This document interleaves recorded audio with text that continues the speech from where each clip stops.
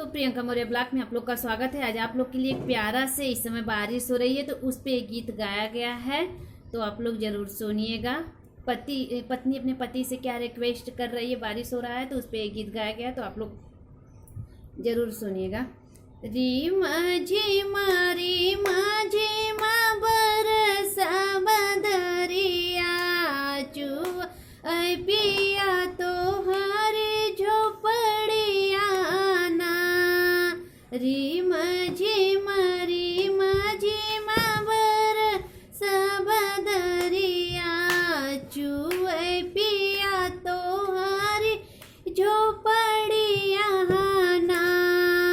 भीगे है पिया हमारे चुनरिया हम चल जाब नैहरवाना।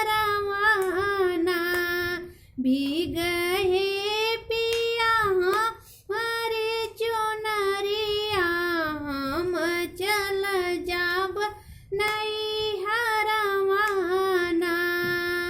कहीं से जाबू धनिया अपने नैहरवा, अपने नैहरवा धनी अपने नैहरवा।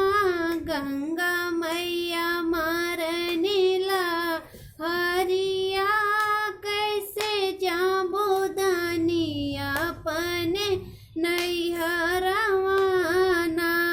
गंगा मैया मारनी लहरियाना। रीमा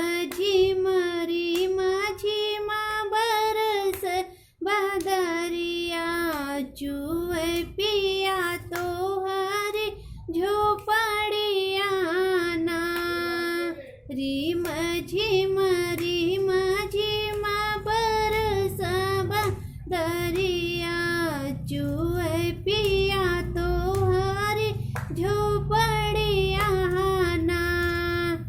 चंदन काठ के नैया बनैबा चल जाब अपने नैहरवाना। चंदन काठ के नैया बनैबा चल जाब अपने नैहरवाना। रीमा झीमा बरस बदरिया चुए पिया तो हरे झोपड़िया ना। टूटी जई है नैया डूबे जई है धनिया। टूटी जई है नैया डूबे जई है धनिया। गंगा मैया मारनी लहरियाना।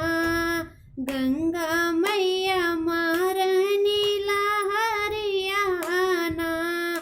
रीमा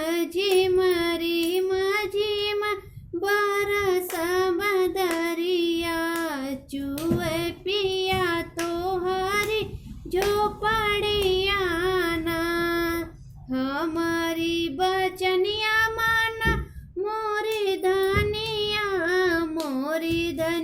माना मोरी बचनिया। जिन जाया अपने नैहरवाना। जिन जाया धनी अपने नैहरवाना। रीमा झीमा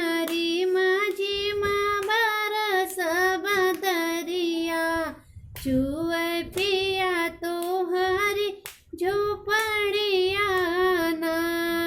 तोहरा के रखवा धनी दिल के भीतरिया।